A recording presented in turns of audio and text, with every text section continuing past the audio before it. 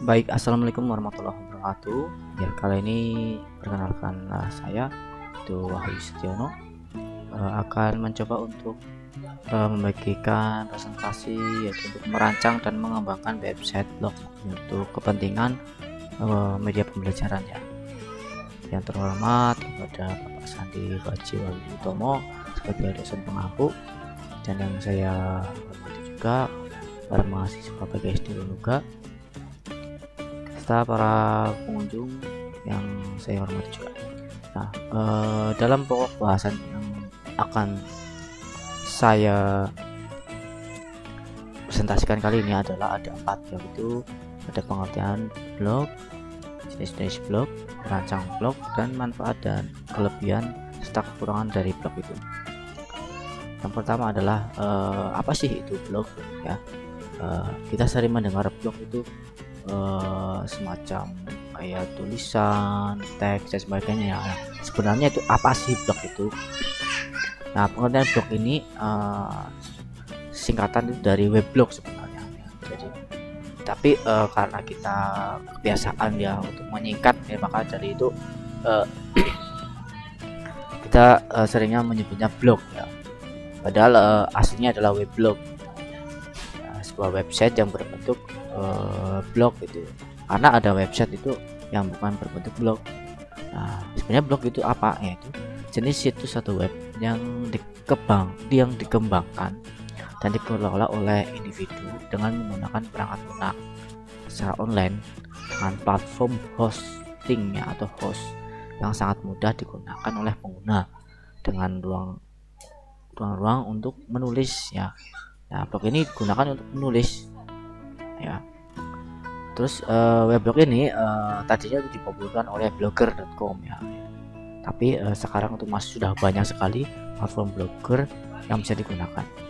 Lalu blog ini ada 2 jenis ya, dari fitur penyimpanannya dan propertinya itu ada 2 jenis, yaitu ada gratis dan juga ada berbayar. Nah, tentunya gratis ya dari segalanya gratis, berbayar juga ada berbayar dari segi penyimpanan nama domain itu dalam kurun waktu 1 tahun biasanya.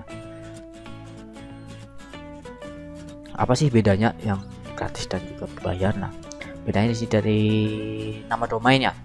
Nah, nama domainnya di sini kalau gratis itu menginduk pada yang ada di layanannya. Misalkan kita menginduk pada blogspot, nanti ada nama blog kita adalah Aku Suka IPAS misalkan. Terus ada juga WordPress misalkan. Nah, ini nama blognya Web Wahyu misalkan. Nah, kalau sementara untuk yang berbayar itu enggak langsung loh, langsung. Contohnya adalah kita harus beli dalam 1 tahun ya, setahun sekali kita bayar ya murah lah, ada yang 12 ribuan, ada 10 ribuan sampai dengan 50 ribu ada. Nah, contohnya adalah yang menggunakan web.id, ada ac.id untuk akademik atau universitas, ada go.id untuk government atau pemerintahan, ada .com untuk komersial, .id ini untuk komersialnya Indonesia ya, tingkat pertama.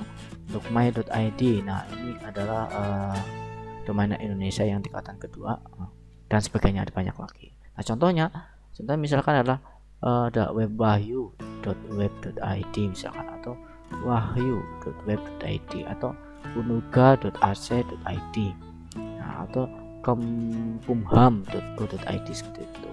Ada juga yang .com, misalnya detik.com misalkan. Ada juga yang ID misalkan wahyustiono.id, atau wahyustiono my.id. Nah, itu dari segi domainnya. Sementara untuk platformnya itu yang digunakan ada banyak ya. Untuk gratis ada seperti wordpress.com, ada blogspot.com, ada wix.com dan sebagainya, masih banyak lagi. Terus untuk yang berbayar sama ya, ada yang WordPress juga ada yang Blogspot juga ada. Jadi maksudnya adalah platformnya atau alatnya atau aplikasinya yang digunakan ya. Sementara untuk penyimpanannya itu gratis ya, tidak dipungut biaya. Sebenarnya untuk berbayar itu kita bayar untuk penyimpanan dari 500 MB hingga 1 GB hingga sampai 10 GB pun ada. tergantung besarnya penyimpanan, maka semakin mahal per tahunnya. Untuk tingkat keamanan blog sendiri itu ya, untuk gratis itu riskan dihapus oleh penyedia. Ini dari mana tadi, dari alat ini tadi, dari WordPress.com ya, sewaktu bisa dihapus. Terus ada blogspot.com juga sewaktu dihapus. Sementara untuk berbayar, walaupun dihapus ini itu dihapus karena tidak memperpanjang kontrak dari pembayaran tersebut. Tapi kalau kita membayar lagi itu nanti tetap ada website kita dan juga data-data kita, nama pun kita masih ada. Sampai sini insya Allah berbedanya dari secara umum seperti ini. Lalu untuk jenis blog ya, berdasarkan fungsinya tuh ada blog pribadi, yaitu misalkan tadi Wahyu atau wahyu.web.id. Itu blog politik ya, tadi lah ada blog partai misalkan. Blog kesehatan ya bcs.go.id misalkan, atau dinas kesehatan.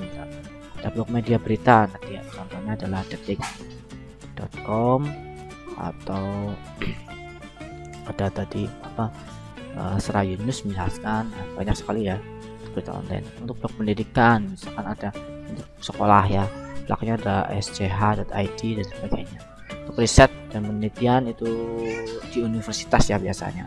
Untuk perjalanan travel ya ada di sana. Nah, untuk gimana sih kita merancang blognya? Merancang blognya itu diperlukan persiapan ya. Pertama adalah memilih layanan yang akan digunakan.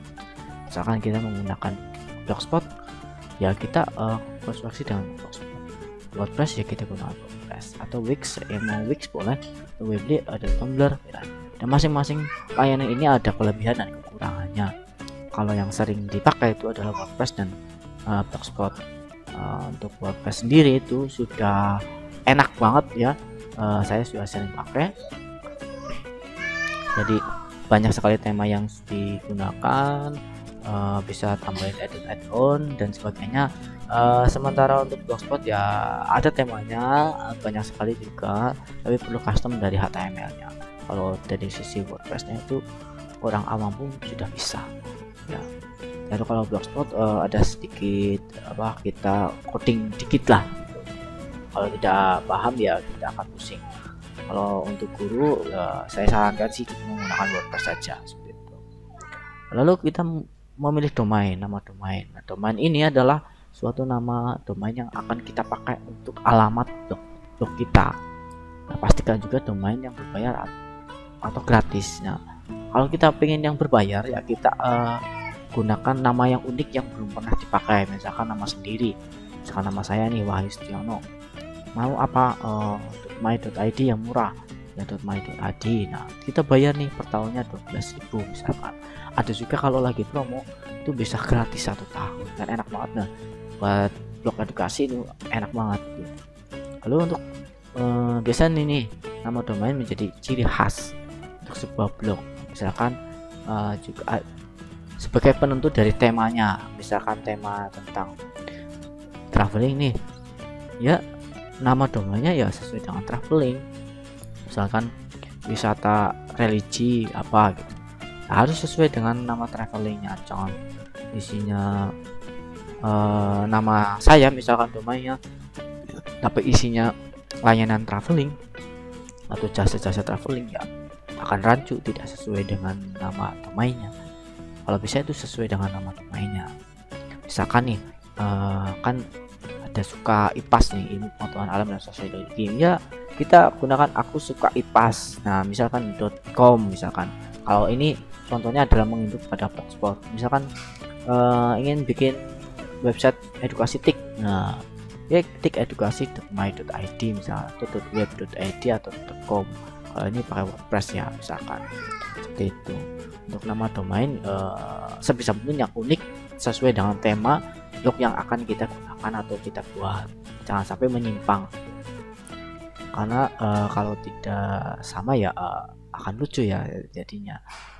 Misalkan saya isinya blog pribadi saya wahyu.web.id, tapi isinya traveling, jasa traveling, itu ya lucu. Tapi website saya atau blog pribadi saya itu isinya tentang edukasi semua sih, nggak masalah, karena web blog pribadi bebas Tapi kalau ingin yang sesuai dengan temanya ya dipastikan nama domain itu sesuai dengan tema yang akan kita pakai nantinya.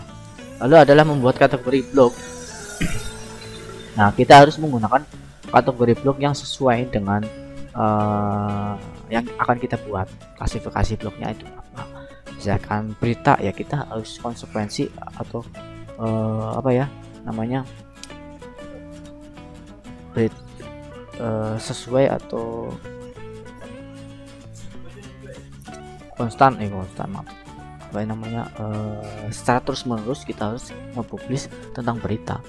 Nah, kalau peristiwa ya kita tentang peristiwa. Kategorinya itu sangat mudah untuk digunakan dalam pengunjung untuk mencari sebuah informasi, karena kita misalkan klik mata pelajaran nih, nanti akan muncul semua tentang artikel mata pelajaran. Terus ada kumpulan soal, akan keluar semua kumpulan soal, dan misalkan ada subkategori lagi, di sini ada kumpulan soal matematik misalkan. Nah, nanti ada dikasih tag di sini, bisa juga kurang tag ini ya, jadi kategori dan juga tag lain. Nah, terus yang keempat ada mengisi konten blog. Nah, ini yang paling sering menjadi informasi yang kompeten ya dari sebuah blog ya, karena kita seringkali membuat blog itu sangat mudah, sangat gampang, hanya hitungan menit saja. Tapi saat mengisi konten blog ini kadang-kadang terasa berat ya, berarti dalam artian berarti waktu, berarti penulisan atau gimana itu, atau konten-konten. Nah, itu harus kita meluangkan waktu benar-benar untuk mengisi blog itu, karena kalau tidak diisi ya tidak ada apa-apanya. Ibaratnya rumah ya, blog itu rumah, kalau tidak punya mebelernya, tidak punya piring, nah kita mau gimana itu, tidak mengisi. Mau saya cuma tampak mukanya saja yang keren tapi isinya nggak ada ya, bisa sih ada blog yang cuma isinya informasi statis ya, ada juga, tapi itu kan juga isinya perlu konten-konten yang keren karena infonya tetap gitu. Kalau blog itu kan tidak tetap, isinya bisa diupdate setiap waktu. Nah, ini tugas dari pengguna adalah ini, mengisi konten secara terus menerus secara berkala. Semakin rajin nanti semakin banyak diindeks di Google atau mesin mencari. Nah, untuk bagaimana tentang manfaat dari kelebihan kekurangan blog ya. Nah, manfaatnya adalah kita bisa pembelajaran e-learning ya dalam satuan pendidikan. Terus jadi ada salah satu wadah informasi yang akurat bagi blog satuan pendidikan. Nah, juga untuk membantu pendidik untuk mengasah kemampuan pembuatan rubrik pembelajaran secara online. Jadi dari guru tersebut bisa membuat rubrik ya pembelajaran dari awal hingga akhir sampai dengan ada tes kecil. Nah, bisa dibuat di dalam blog ini. Terus kelebihannya sendiri adalah mudah sekali untuk dibuatnya. Untuk mengasah kemampuan menulis tentunya isinya bisa kompleks, berupa teks, gambar, bahkan juga video juga bisa. Walaupun ini kalau video kita menggunakan pihak ketiga ya, jangan sampai kita upload video dalam blog langsung ya, kan ukuran gede banget. Kita bisa gunakan layanan ketiga, yaitu misalkan YouTube. Nah, nanti kita tinggal kopas saja alamat YouTube-nya, nanti otomatis akan masuk dalam situ. Lalu sebagai portofolio online juga, dan kita juga bisa menghasilkan pundi-pundi uang dari menulis blog tersebut. Kekurangannya ya di sini adalah sudah banyak ditinggalkan oleh pengguna ya, tapi masih menjadi alat informasi yang pendidikan yang sangat padat dan kompleks, karena sekarang kan pada carinya itu video yang gampang ya, ditunjuk gampang, tapi tidak kecil juga, tidak besar-besar banget, atau tidak gimana ya, orang-orang itu tetap mencari blog gitu loh, karena mereka ada yang suka sekali hanya membaca sekilas dan paham, ketimbang dia melihat video dari dalam YouTube atau layanan video lain itu yang terlalu lama dan terlalu intronya atau gimana, terlalu basa-basi, itu sulit untuk dicerna. Kalau misalkan tulisan itu kan sudah ada poin-poinnya, tinggal digeser, bisa langsung ketemu gitu loh. Walaupun video bisa digeser-geser, tapi kan tetap kita nggak tahu alurnya, itu nggak bisa dilihat semua.